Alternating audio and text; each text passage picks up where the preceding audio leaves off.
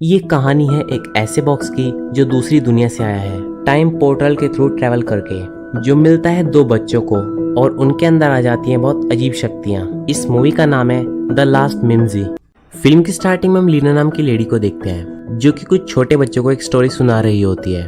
वो बताते हैं कि काफी टाइम पहले हमारी अर्थ की कंडीशन बहुत खराब होती जा रही थी। धरती पर बहुत अजीब अजीब घटनाएं हो रही थी। लगता था कि अब धरती खत्म ही हो जाएगी और इसीलिए एक साइंटिस्ट इस धरती को बचाने में लगा था, जो कि कोई खास चीज बना रहे होते हैं और काफी बार ट्राई करने के बाद भी वो चीज नहीं बन रही होती है। लेकिन एक दिन वो एक्सपेरिमेंट कामयाब हो जाता है और तभी एक ग्रीन पोर्टल ओपन होता है और उसके अंदर एक डिवाइस चला जाता है, जिसके बाद सीन चेंज होता है और हम एक स्कूल को देखते हैं जहाँ पर एग्जाम चल रहा होता है। जिसके बाद हम डेविड नाम के आदमी को देखते हैं जो कि अपनी वाइफ जो को कॉल करके कहता है कि आज उसे आने में देरी हो जाएगी, उसे ऑफिस में कुछ जरूरी काम है। और जब डेविड घर आता है तो अपने बताए गए वक्त से भी ज्यादा लेट आता है, जिससे उसकी सारी फैमिली उससे नाराज हो जाती है और इसीलिए डेविड हॉलीडे का प्लान बनाता है और अगले दिन वो अपने फार्म हाउस पे घूमने के लिए निकल जाते हैं, जो कि एक खूबसूरत आइलैंड पर होता है। अब आइलैंड पर पहुंचने के बाद ये फैमिली, जिसमें एक कपल अंदर एंजॉय कर रहे होते हैं और इनके बच्चे बाहर एंजॉय कर रहे होते हैं, और इन बच्चों के नाम होते हैं नोआ और एमा।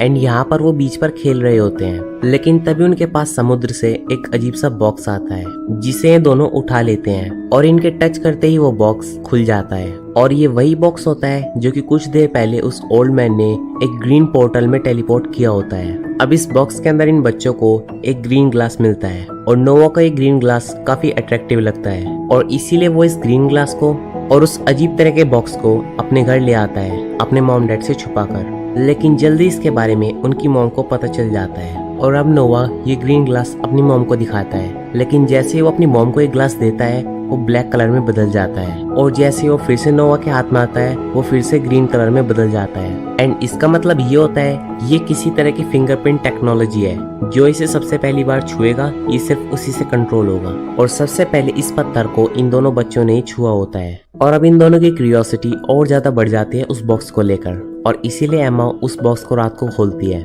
और इस बार इन्हें कुछ अजीब तरह की चीजें मिलती हैं, जबकि पिछली बार इन्हें ग्रीन कलर का ग्लास मिला था। और इस बार कुछ स्टोन्स और एक स्टफ टॉय होता है जो कि एमा को बहुत पसंद आता है और उसके टच करने के बाद उस स्टफ टॉय में से मिम्जी मिम्जी की आवाज आने लगती है। और जिसके बाद ये दोनों उस बॉक्स में से निकले एक स्टोन को घुमाते हैं तो वो घूमते घूमते हवा में फ्लोट होने लगता है, जिससे पर्पल कलर का एक पोर्टल ओपन होता है। लेकिन इन दोनों को इसके बारे में कुछ भी पता नहीं होता है, तो पता लगाने के लिए एमा उसके अंदर अपना हाथ डालती है, पर नोआ को ऐसा लगता है कि ऐसा करने से कुछ गलत हो सकता है, तो इसीलिए वो एमा का हाथ वहां से निकाल देता है। और वहीं दूसरी तरफ हम एमा और नोआ के टीचर को देखते हैं जो कि एक अजीब तरह के सपने के बारे में अपनी वाइफ से बात कर रहे होते हैं। मिस्टर वाइट बताते हैं कि यही सपना मैं बार बार देखता हूँ और ये तब से हो रहा है जब से मैं अपनी लास्ट ट्रिप से लौटा हूँ। और वहीं ये फैमिली अब फिर से बीच पर गई होती है, लेकिन ये वो आइलैंड नहीं होता जिस पर ये पिछली बार गए थे। और अब एमा और नोआ यहाँ पर खेलने लगते हैं, लेकिन यहाँ पर ये स्टफ टॉय एमा को एक शेल उठाने के लिए कहता है और एमा इसे उठा लेती है और नोआ को दे देती है और नोआ इसे अपने कान में लगाकर देखता है, जिसके तुरंत बाद से उसके कान की पावर 50 टाइम्स बढ़ गई होती है। लेकिन ये पावर सिर्फ तभी काम करेगी जब नोआ खुद चाहेगा।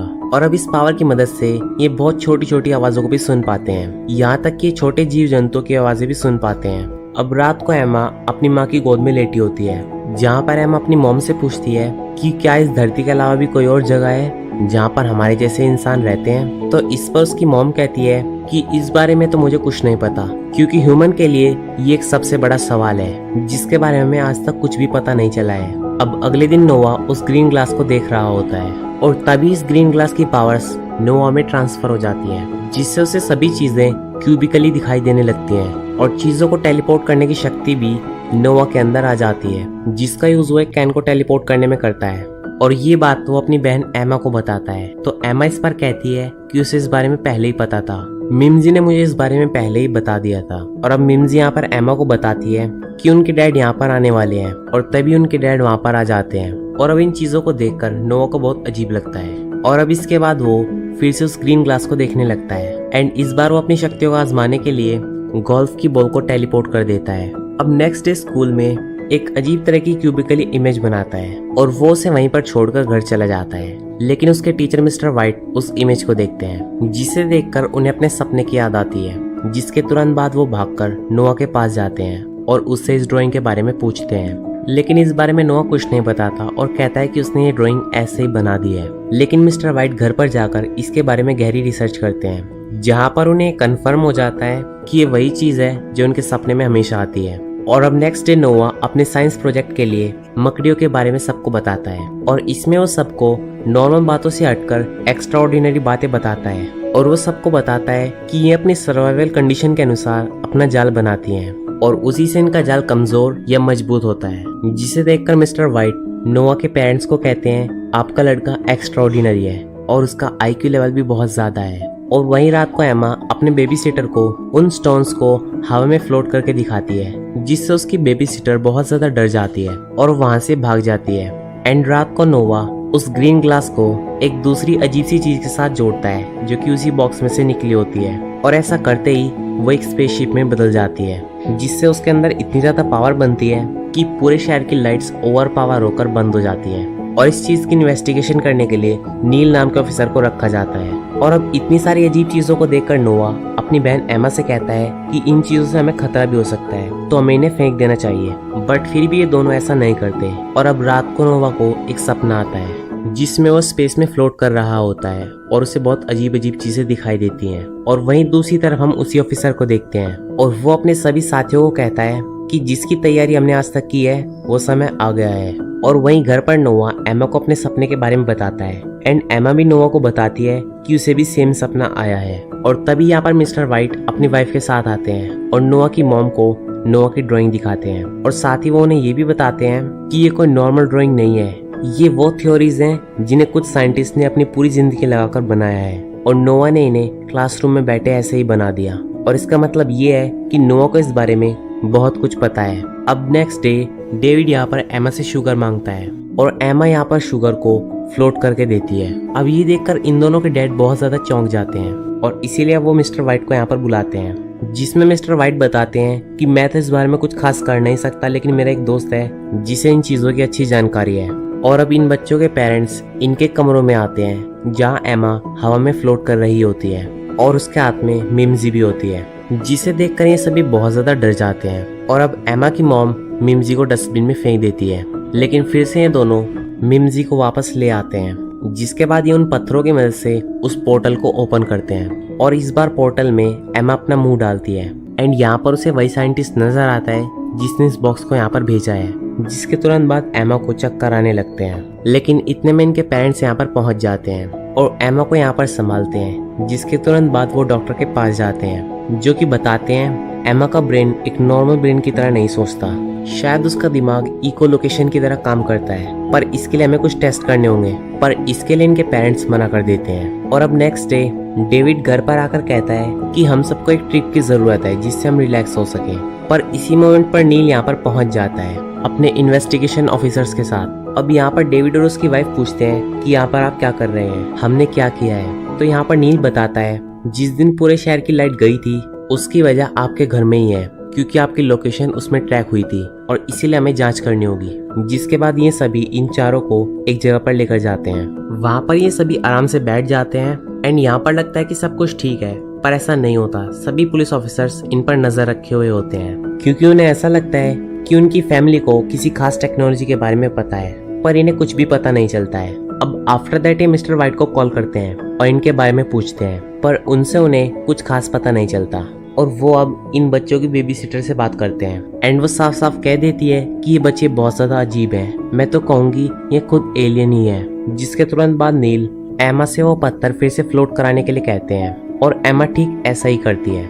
एमा यहाँ पर ये भी बताती है कि ये सभी चीजें उसे मिम्जी ने सिखाई हैं। जिसके बाद सभी लोग उस स्टफ टॉय पर रिसर्च करने लगते हैं, जहाँ रिसर्च से इन्हें पता चलता है कि स्टफ टॉय के अंदर एक बायोनिक चिप है, कि ये जिस टेक्नोलॉजी को यूज कर रहे हैं इस स्टफ टॉय की टेक्नोलॉजी इनकी टेक्नोलॉजी से 3000 गुना एडवांस होती है। क्योंकि जहाँ तक इन्होंने एआई की शुरुआत भी नहीं की है, वहाँ इस स्टफ टॉय की टेक्नोलॉजी एआई की हाई एडवांस टेक्नोलॉजी पर पहुंच चुकी है। अब इसी बीच एमा इन सबको बताती है मिम्जी हम सबको कुछ बताना चाहती है। अब ये डॉल एमा को सब कुछ बताती है और एमा सबको सब कुछ बताती है। वो बताती है कि फ्यूचर में टाइम ट्रेवल मशीन बनाने में काफी ज्यादा प्रॉब्लम्स आती हैं और वहीं धरती का वातावरण रहने लायक नहीं रहता और इसीलिए वो हमसे टाइम के थ्रू कांटेक्ट करने की कोशिश करते हैं। उन्होंने ऐसा करने की बहुत बार कोशिश की बट वो नहीं कर पाए और इस बार वो कामयाब हो जाते हैं और टाइम ट्रेवल के थ्रू मिम्जी हमारे वर्ल्ड में आती है। और एक स्टफ टॉय उन्होंने इसीलिए भेजा है क्योंकि जब भी उन्होंने ह्यूमन को भेजने की कोशिश की वो हमेशा मारा गया। अब ये सारी बातें सुनकर ये सारे ऑफिसर्स सब अजीब अजीब सी बातें करने लगते हैं क्योंकि ऐसा केस इनकी लाइफ में पहली बार हुआ था। एंड अब ये सभी को अलग अलग कमरों में लॉक कर देते हैं। पर नोआ और एमा अपनी शक्तियों के थ्रू एक दूसरे से बात कर सकते हैं और नोआ यहाँ पर एमा से कहता है कि हमें जल्द से जल्द वो स्टोन्स और मिम्जी को यहाँ से छुड़ाना होगा और अभी अपनी पावर्स की मदद से इस जगह से निकल जाते हैं। जिसके बाद ये दोनों अपनी चीजों को ढूंढने लगते हैं। अब यहाँ पर मिम्जी तो इन्हें मिल जाती है पर इनके पत्थर अब टूट चुके थे। लेकिन एमा यहाँ पर नोआ से कहती है कि अब भी हमारे पास कुछ पत्थर बचे हुए हैं जो कि हमारे फार्म हाउस में है और अभी एक ट्रक को लेकर तुरंत अपने फार्म हाउस की तरफ जाते हैं और ड्राइविंग भी नोआ अपनी पावर्स की मदद से ही कर पाता है। पर रास्ते में इनका पेट्रोल खत्म हो जाता है और वहीं इनके टीचर को फिर से वही सपना आता है। लेकिन इस बार इसमें ये खास होता है कि उसे कोई बुला रहा होता है। जिसके तुरंत बाद वो नोआ और एमा को ढूंढने के लिए निकल जाते हैं और अभी तीनों फार्म हाउस की तरफ बढ़ते हैं। अब यहाँ पर इन्हें पत्थर मिल जाते हैं और ये एक पोर्टल ओपन करते हैं और ये सभी चीजें इन्हें मिम्जी बता रही होती है और नोआ यहाँ पर उस स्पेसशिप को लाता है एंड इस पोर्टल में अब एमा मिम्जी को डाल देती है। अब मिम्जी के अनुसार यहाँ पर सब कुछ ठीक होता है और अब मिम्जी यहाँ पर टेलीपोर्ट होने लगती है। पर तभी यहाँ पर एमा का हाथ उसमें फंस जाता है और अब तक इनके मॉम डैड भी यहाँ पर पहुंच जाते हैं एंड नोआ यहाँ पर अपने डैड को इस स्पेसशिप को दे देता है जो कि इस पोर्टल का जनरेटर होता है और नोआ अपनी बहन को बचाने के लिए चला जाता है और वो अपनी बहन को बचा लेता है। और अब मिम्जी अपनी डेस्टिनी पर पहुंच जाती है यानी कि उस साइंटिस्ट के पास पहुंच जाती है जहां से उसने उसे भेजा था। और इस साइंटिस्ट ने इस स्टफ टॉय के अलावा बहुत सारे स्टफ टॉयज को भेजा था लेकिन सिर्फ यही लौट कर आता है जिससे इन्हें पता चल जाता है ठीक हमारे जैसी स्पीशीज कहीं और भी रहती है क्योंकि इस AI टेक्नोलॉजी के थ्रू उन्हें सब कुछ समझ में आ जाता है कि धरती पर क्या क्या हुआ। क्योंकि फ्यूचर के जो इंसान हैं उन्हें अर्थ के बारे में कुछ पता ही नहीं होता है